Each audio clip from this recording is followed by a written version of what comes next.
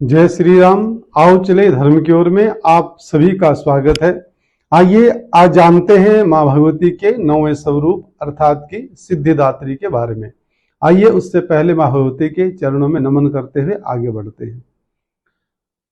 मां शारदे नमस्तुभ्यं काश्मीर पुरवासिनीं त्वामहं प्रार्थे नित्यं विद्यादानं च देहि मे। जय मां भवानी। मां भगवती के 9वें स्वरूप को सिद्धिदात्री के नाम से जाना जाता है। मां भगवती का जो प्रिय आसन है वह है कमल का पुष्प और वाहन है सिंह। मां सभी प्रकार की सिद्धियां देने वाली है, जैसे कि नाम से ही प्रकट हो रहा है। देखिए, आप सबने जो 8 दिन तक पूजन किया है, मां का उपवास किया है, व्रत इत्यादि का जाप किया है या हवन इत्यादि जो भी क्रियाएं की है, उन सब का फल प्राप्त करने का आज का दिन महत्वपूर्ण माना जाता है। आज मां भगवती का ऐसा स्वरूप है जो हमें सारी सिद्धियां तो देगा ही देगा और साथ में अपने चरणों में स्थान भी मां दे सकती है। अंत समय में यह जन्म में परलोक के सुख प्राप्ति, इस जन्म में पूर्ण सुख मिलेगा और ब्रह्मांड की जितनी भी सिद्धियां हैं आप सब प्राप्त कर सकते हैं, बशर्ते आपको पूर्ण निष्ठा से मां भगवती की आराधना करनी होगी और आपकी मनोकामनाओं को गति मिले। ऐसी देवी भागवत में भी बहुत से संकेत मिले हैं और भगवान से हम भी प्रार्थना करते हैं। नवरात्रि के 2 दिन सबसे खास माने जाते हैं, जैसे कि अष्टमी और नवमी। अष्टमी को मां महागौरी का पूजन होता है और नवमी को सिद्धिदात्री का पूजन किया जाता है। नवरात्रि का जो शुभारंभ होता है वो घट स्थापना के साथ किया जाता है और मां भगवती के व्रत का जो समापन होता है वह कन्या पूजन के साथ में किया जाता है। दोनों ही प्रयोग बड़े ध्यान से करने के हैं, आरंभ और अंत। अंत अर्थात की समापन। मध्य में मां भगवती के निमित्त उपवास, व्रत, कीर्तन, सत्संग और कथा वाचन इत्यादि करना या फिर सुनना सारे ही आवश्यक है, लेकिन समापन पे गलतियां ना हो जाए, हमें इन चीजों का विशेष ध्यान रखना है। इस दिन हवन और कन्या पूजन का विशेष महत्व है। सामर्थ्य अनुसार पूजा की जाती है। हवन करवाए, 9 कन्याओं को भोजन करवाए एवं 1 बटुक को भोजन करवाना चाहिए।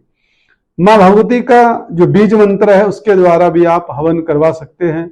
ओम सिद्धिदात्री नमः, ओम सिद्धिदात्री नमः मंत्र के द्वारा आपको हवन करवाना चाहिए।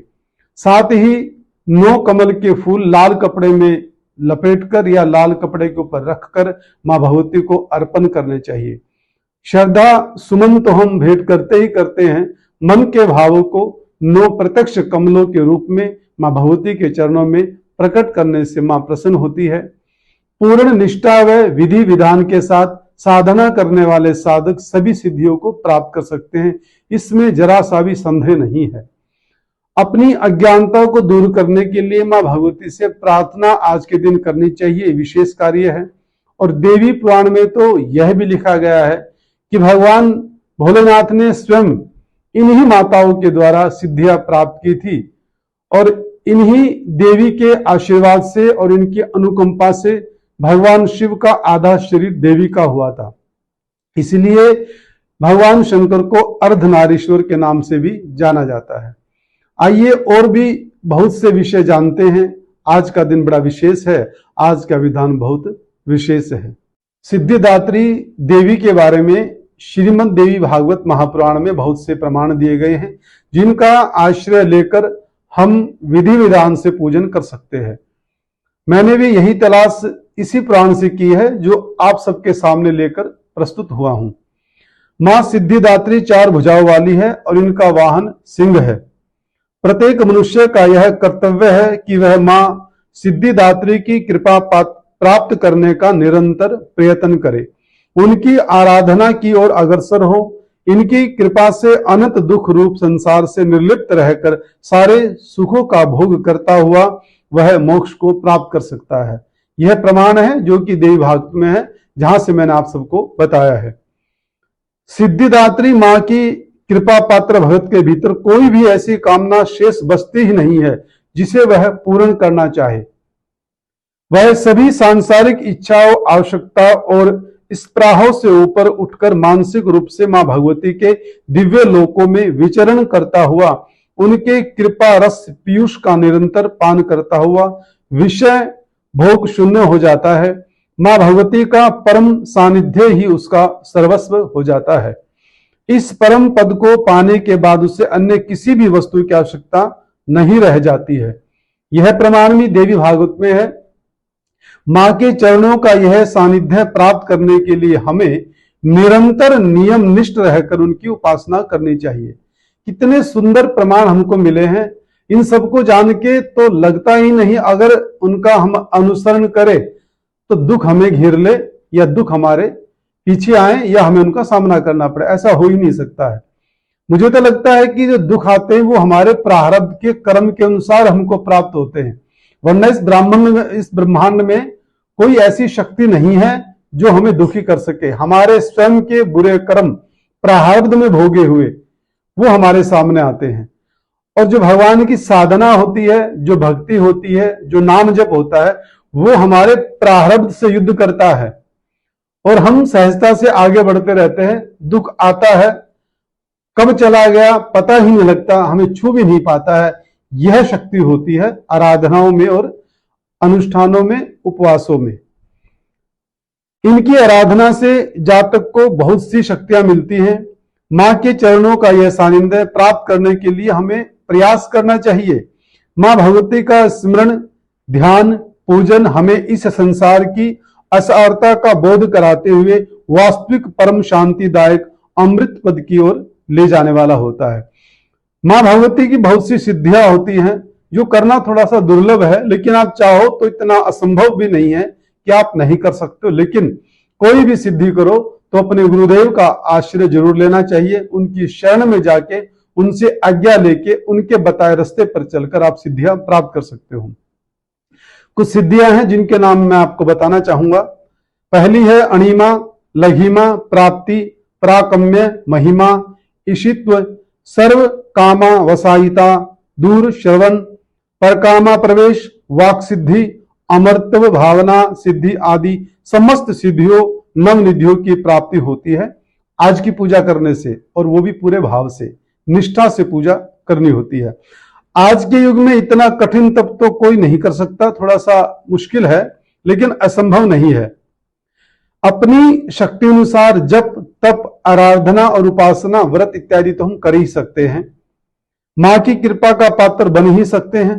प्रत्येक सर्वसाधारण के लिए आराधना योग्य कुछ श्लोक भी हैं, कुछ मंत्र भी हैं। उनमें से एक मंत्र जो मैंने आपके लिए तलाश किया है, जो बहुत आसानी से आप बोल भी सकते हैं और उसमें गलतियां भी नहीं होंगी।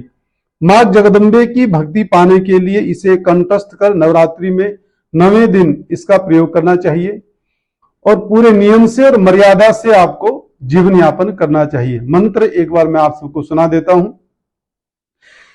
या देवी सर्वभूतेषु मां सिद्धिदात्री रूपेण संस्थिता, नमस्तस्यै नमस्तस्यै नमस्तस्यै नमो नमः। अर्थात हे मां सर्वत्र विराजमान और मां सिद्धिदात्री के रूप में प्रसिद्ध अंबे, आपको मेरा बार बार प्रणाम है, या मैं आपको बारंबार प्रणाम करता हूं। हे मां मुझे अपनी कृपा का पात्र बनाओ।